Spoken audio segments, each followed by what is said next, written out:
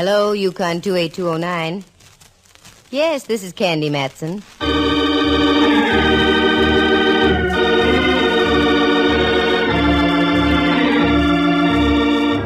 The National Broadcasting Company presents Candy Matson, Yukon 28209.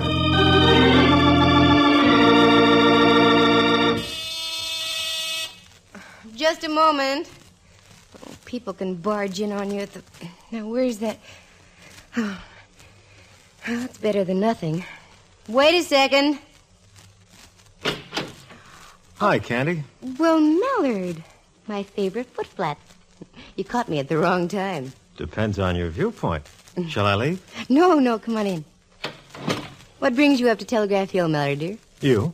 An interesting subject. Care for a drink? No, I'm on duty. You mean I'm being honored with an official call? Sort of. In that case, you can leave. No, seriously, Candy. You can help me if you will. Well, the mountain coming to the mountain. Oh, you're not so large. Now you can leave. Only kidding. Here's a pitch.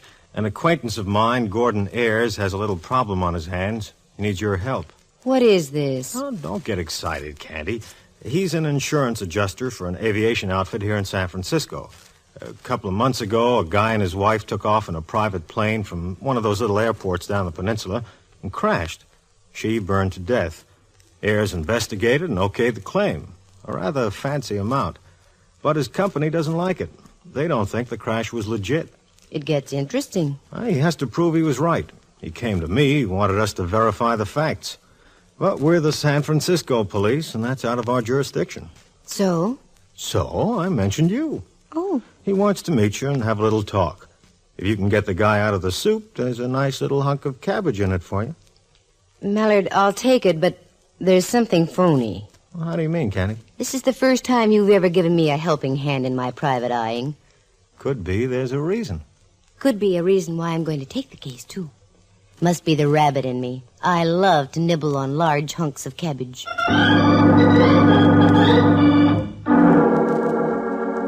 Do you recall the lyrics from that old song, the one that goes, "He floats through the air with the greatest of ease"?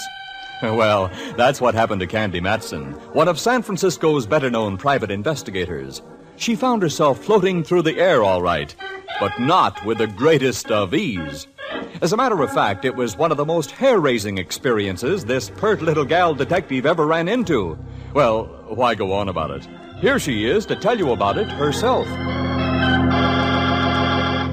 Well, that's the way it started. Inspector Ray Mallard, an old friend of mine, and that's all I can call him, darn it, an old friend of mine, dropped by and insisted I meet this Gordon Ayers, an aviation insurance adjuster. Two things induced me to take the deal: Mallard's big spaniel-like eyes and the money angle. It was right after Christmas, and I was a bit short. Mallard left, and I took the slip of paper he had given me with Ayers' phone number on it, sat down by Amici's pet aversion, and doodled with the dial. Good afternoon, Pacific Seaboard Fidelity. How do you do? Is there a Mr. Gordon Ayers there? Speaking. Inspector Mallard suggested I call you Mr. Ayers. This is Candy Matson. Oh, Miss Matson, yes. Happy to know you. I imagine Mallard explained my dilemma. Not in detail, no. Well, the situation is quite complicated. I was wondering if we could meet and discuss it at length. Can we get together this afternoon? If you say so, yes. Time is of the utmost importance, Miss Matson. All right, you call it, Mr. Ayers. Splendid. I'm just leaving the office now. I have an appointment down the peninsula in an hour. Do you have a car? Yes, I do.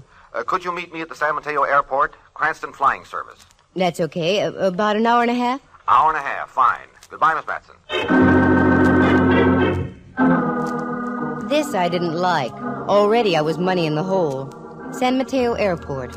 Right on the water next to Bay Meadows, separated by the highway and a couple of salt marshes. Why should I have to meet the guy down there? Oh, me. Well, I drove down to the San Mateo Airport, found the Cranston Flying Service building, and got out of the car and waited. It was a nice afternoon, so I stood watching some of the planes take off and land.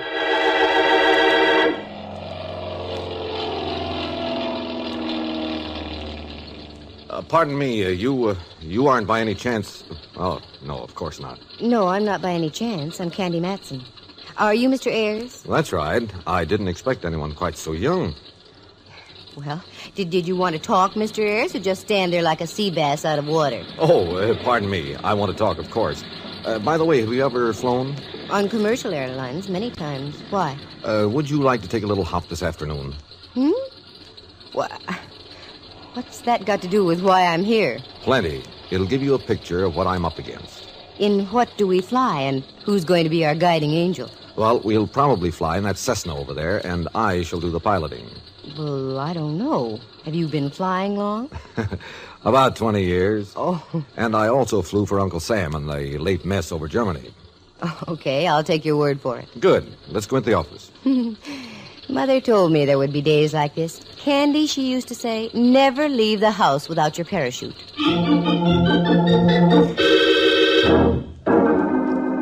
We slipped through some prop wash, and I displayed a bit of silk that didn't belong to a parachute. Then into the building that housed the Cranston office. It was typical. A glass-topped counter with various flying trophies hung about the walls. Old propellers, silver cups, pictures of planes, and assorted certificates. Ayers plopped his wallet on the counter, and the chap proceeded to check him out. We went out onto the field and climbed into the plane. Then Ayers gunned the motor, and we were taking off.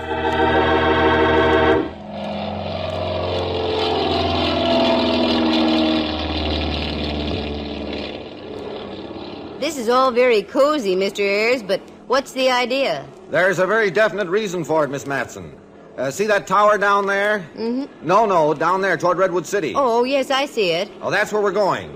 About a mile east of that, there's a private airport run by a man named Folger. We're going to simulate a landing at that field. Well, I'm still not with it. I want you to notice all the physical qualities of that field as we come in for a landing. Notice the boundaries, the hazards, and the amount of free space a plane has, especially a light plane. You make me feel like a latter-day Nellie Bly. Okay, Mr. Ayers, let's go. I'll watch. Fascinated as I am by flying, I started looking around. The lower end of the bay on our left, the skyline to our right, and the bustling peninsula directly beneath us. I was shocked out of my reverie when the plane turned on its side and we cut sharply to our right and out over the bay. I thought Ayers had lost control of the ship, but no, it was just a routine bank. Then another bank right, and we were nosing in toward an airfield down and in front of us. Did I startle you? A little. It's all right now that I know we're not playing tag with gravity. I'm going to cut the throttle now and nose in for a fake landing. I'm glad you told me. I'll know how to behave. Keep your eyes open, Miss Matson. You see any high-tension lines around the airport? No. Any fences, highways, or any other obstructions? No, I don't. Now, look, this is a normal landing. Mm-hmm. Now, if I were to sit the plane down here, I'd be about a mile from the waterfront. Then if I let the plane taxi the usual amount, I'd be up by those hangars. Any problems about that? None that I can see at the moment. Now, look carefully. You see anything at all? Anything? Nope. If I didn't know better, I'd say we were in the Sahara. Okay, then I'm going to give it the gun.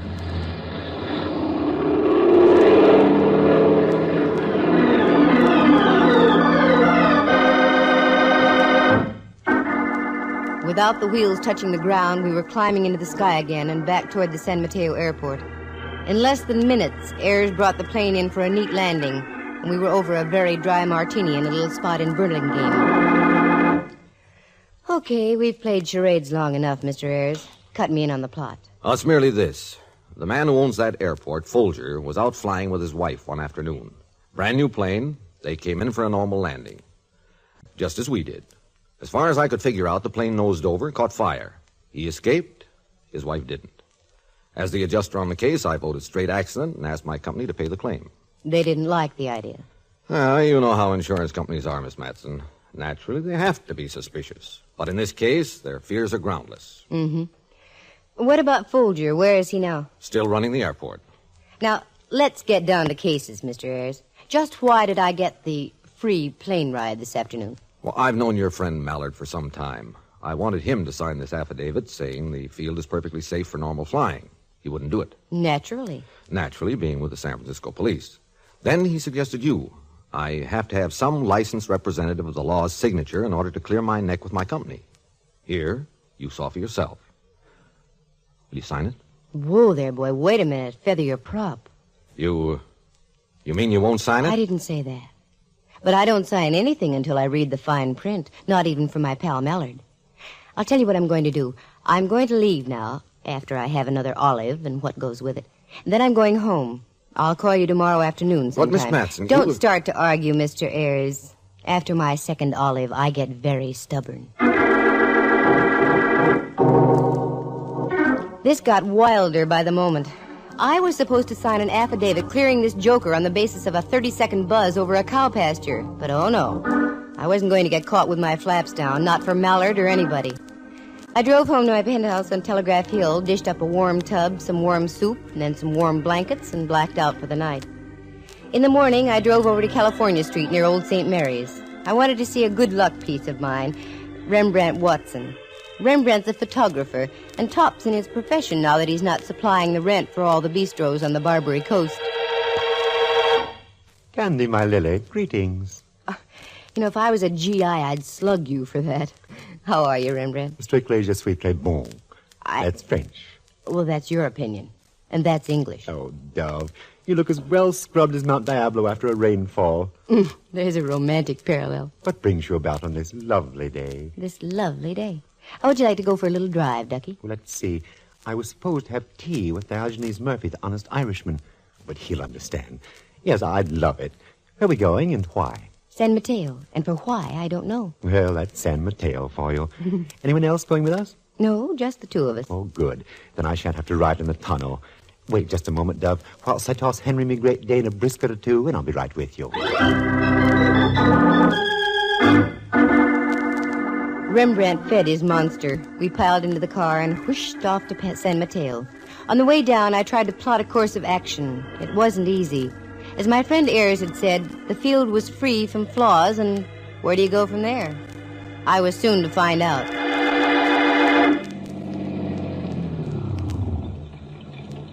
Is this our destination, Dove? That's right. Arid little spot, what? Yes. Reminds me of the recruiting posters I used to see for the Foreign Legion. Come on, Rembrandt. I want to see something. What, dear? The other side of this hangar over here. What's over there? The burnt fuselage of a plane. Candy girl, your sense of the macabre knows no bounds. Can't help it. This is business. Is that the one? I should imagine so. Quite a mess, isn't it? Ooh, what a horrible way to go. Look it over, Rembrandt. Anything strike you as strange? Wait a moment. Yes. Why are there tattered pieces of fabric on this side of the plane, and on the other, nothing but melted steel frame? Good point, Laddiebuck. And another thing. Look inside the cabin there. The safety belt on the other side. Intact. So it is. And I should sign affidavits yet. Wait till I see that Mallard. Pardon me. Was there something you wanted? Oh, how do you do? I don't like his looks, dear. Did you want a ride? Is that why you're here?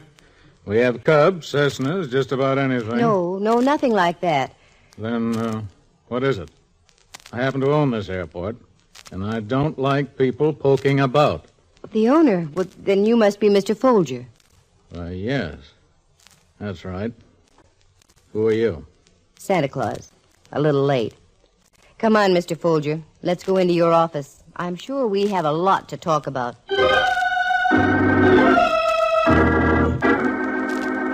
Folger led the way, and we went into a little Quonset hut type of building that served as the airport office. There were no trophies here, nothing but bareness. On one side was a pot-bellied stove, and on the other a mangy-looking parrot inside a cage. Folger motioned us to a couple of firehouse chairs and sat down himself in one that swiveled. Now then, what's this all about? I'm Candy Matson. This is my friend, Mr. Watson. I see. I'll be frank with you, Mr. Folger. I'm working with a Mr. Gordon Ayres of the Pacific Seaboard Fidelity Company. What? That's right. And they're holding up payment of your claim until Ayres can get a signed affidavit verifying his judgment. Fidelity! What in the world? Fidelity! Pay no attention, Miss Matson. That fool parrot picks up anything you say. I must admit this is somewhat of a shock. I thought it would be. Now, is there anything you can do to help me? Pictures, diagrams, anything like that? Yes, I have a complete file, including a newspaper photograph of the crash itself. May I see them? Newspaper. Quiet, you idiot. Quiet, you idiot. Quiet, you idiot. Yes, you may see them. I keep them in my apartment in the city. If you'd care to drop by this evening, I'll show them to you. Good. Supposing you give me a call when you get in town. Candy Matson, Yukon 28209. I'll write that down. Candy Matson, Candy Matson. That's right, Polly. NC 98012. I said quiet. Oh, someday I'll wring that blasted bird's neck. The only reason I keep her around is because she belonged to my wife. There. I'll call you this evening, Miss Matson. We left the place, got in the car, drove back down the road, and ducked into a little clump of trees well hidden. Rembrandt looked at me as though I was losing my mind. But in about 10 minutes, we heard the sound of a car coming from the airport. It roared past us, and at the wheel was Folger. That's all I wanted. I whipped us back to the Quonset hut, fully expecting the place to be locked tighter than a drum, but it wasn't. The door was wide open. What's the idea, Candy? Well, I'm not sure, Rembrandt. It's just a hunch. That open door, though, means we're going to have to work fast. Work fast? At what? My telephone number is Yukon, not NC something or other. I have a sneaking idea that somewhere back in the dim recesses of that parrot's memory, I can get a key to this whole thing. Now, hello, Polly. Pretty Polly. Give me a pencil, Rembrandt. Pencil? Here. Thanks. Pretty Polly. Candy Matson, Yukon 28209. Pretty Polly. Candy Matson, Yukon 28209. Candy Matson, Candy Matson. NC. NC 98012. 98012, that's it. Thanks, Polly. Come on, Rembrandt, let's get gone with the wind. I left Rembrandt off at Diogenes Murphy's place on Van Ness Avenue and drove downtown.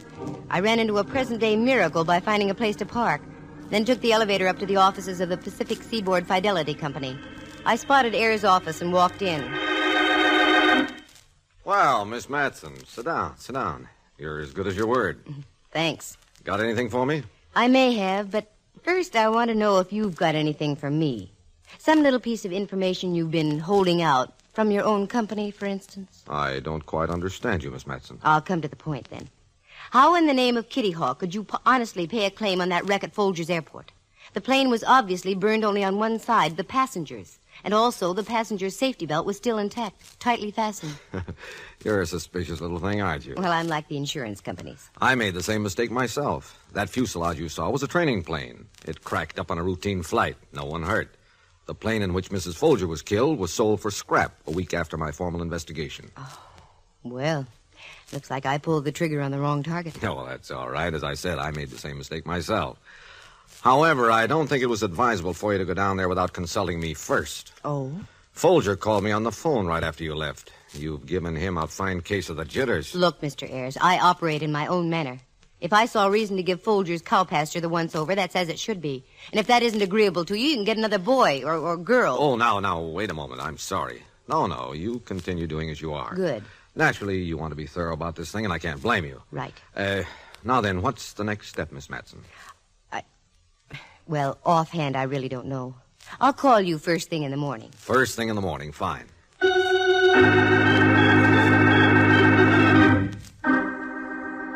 I knew what the next step was, but I wasn't telling Ayers or anybody. This was more than just working for a commission. I felt I was on to something now, and I was going to follow through. I called a friend of mine at an aviation insurance brokerage and got enough night work to keep me going until next St. Swithin's Day. I took my material home and started in. It was a history of every fatal plane crash in the United States for the past 10 years. About 11, I fixed some coffee. About 2, I started to nod. Pinched my cheeks and snapped out of it. About 4, I had some more coffee. And at 7, just as the sky dawn red-streaked across the bay, I found what I wanted. Exactly what I wanted. It didn't tie together yet, not all of it. But the knot was now begun. It only needed a little tightening. I stretched out on the couch, set the alarm for 9, and woke up right on schedule. Once again, I got Ayers on the phone.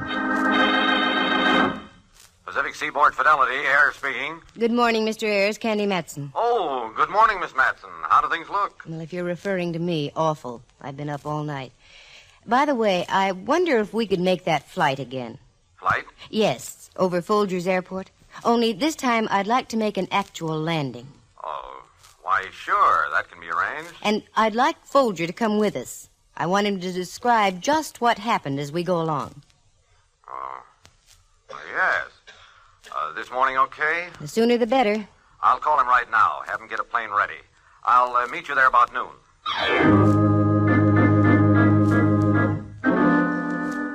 Now I had to work fast. I called Mallard, explained the situation, and he agreed to get one of his radio technicians and come along with me. We drove back down the peninsula, and I left them both at Cranston's flying service where they went to work.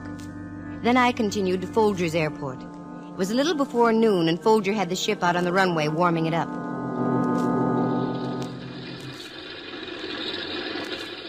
Hi there, Mr. Folger. Seen anything of Ayers? Yeah, he's in the office. He'll be right out. Come on, you can get in. Okay. Here comes Ayers now. Here, let me give you a hand. You can sit up front, and I'll sit back here. All right. Thank you. Right on time, I see, Miss Matson. Yes. Got the plane gas, Folger? Yeah, I'll sit. Well, I guess we can take off. Here we go.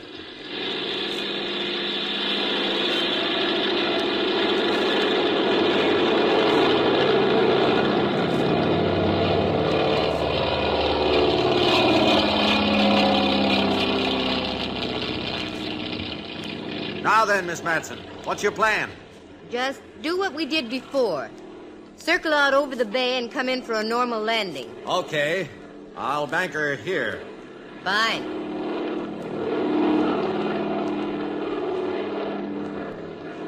Now, is there any way for Folger to take the wheel? I beg your pardon? I said, is there any way for Folger to take the wheel? Oh, why, no, I don't think so. He's back there. That's because he can't fly, isn't that right? Isn't that right, Folger? What's she talking about, Ayers? I don't know. She must be out of her head. But I'm not taking any chances with her. I'm going to set the ship down right now. The way you set it down with Folger's wife in it? So she burned beyond recognition? Why, you... I can get the whole story, Ayers. Look at Folger, white as a sheet. He's ready to talk right now, aren't you, Folger? Yes. I'll talk. I'll tell everything. Including the story about the same kind of crash in Toledo, Ohio? All right, you two, don't move. I assure you this gun is very deadly. You, Folger, open the starboard door. Go on, open it. Gordon, you don't know what you're doing. Oh, yes, I do. And neither one of you are going to live to tell about it. Go on, Folger, get up by the door. Go on! Gordon, please don't do it!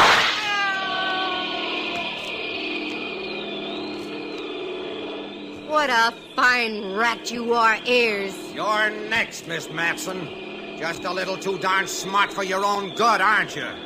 I should have known better than to try to use a dame for the fall guy. Go on, stand up by the cabin door. Sure. Okay. I'll stand up by the cabin.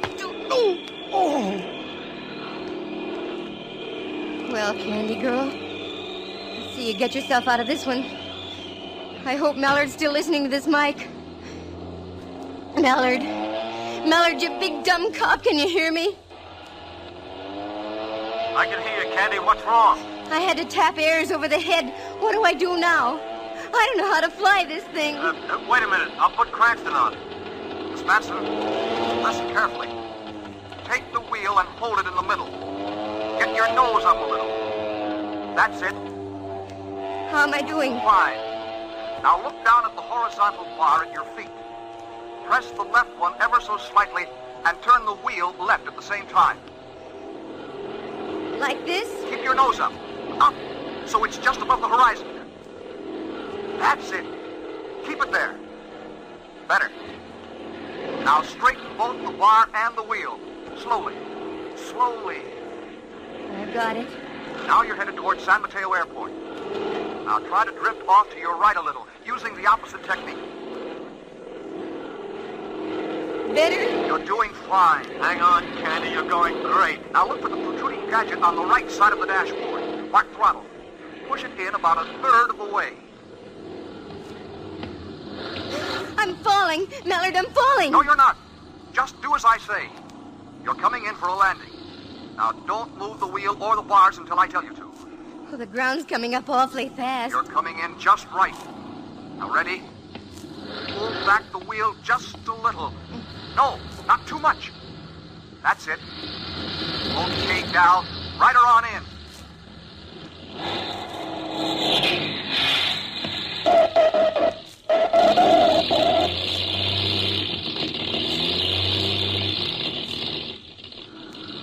Now, quick.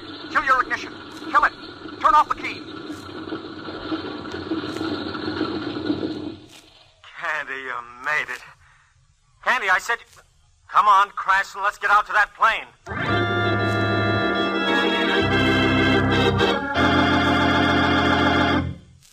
All right, kid? Yeah. My knees feel like I did the conga from here to L.A., but otherwise I'm all right. The boys will take care of Ayers. Come on, we got a report to make. Report? Sure. I sicked you onto this Ayers guy purposely. What? Sam and Teo didn't want to scare the guy off until they solved the case. So we cut you in on the deal without you knowing it. Candy, you did it. We've got a recording of the whole thing made over the plane's radio. Congratulations, Candy. You'll get a nice hunk of dough for this. Nice hunk of dough of all the dirty tricks. Mallard, Oh, what's the use? I can't bawl you out now. I'm airsick.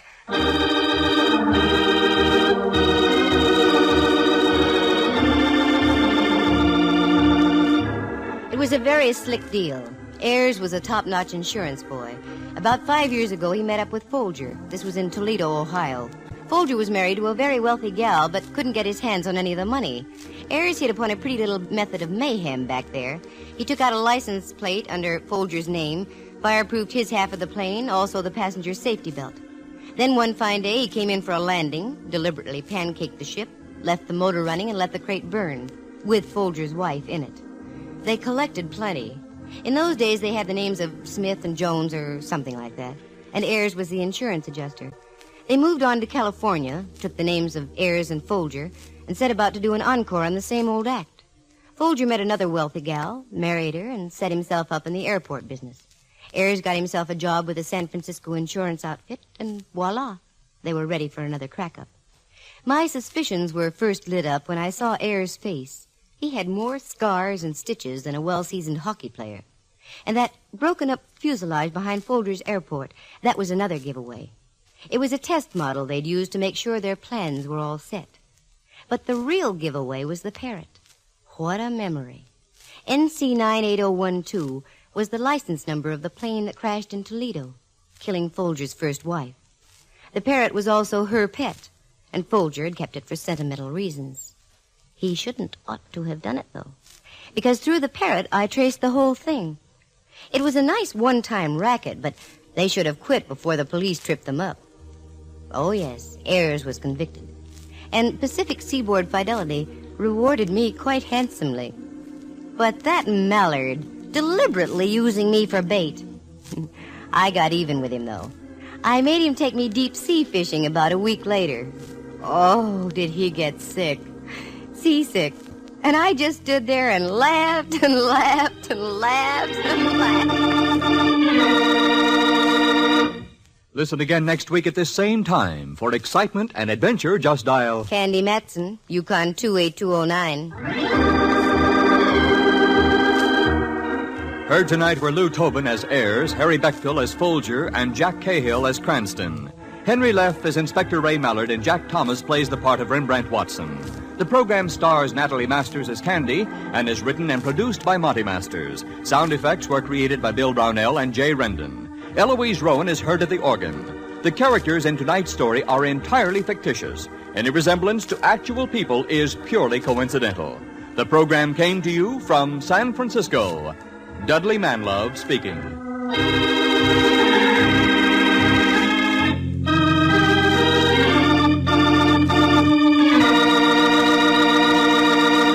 You are tuned for the stars on NBC. Ooh.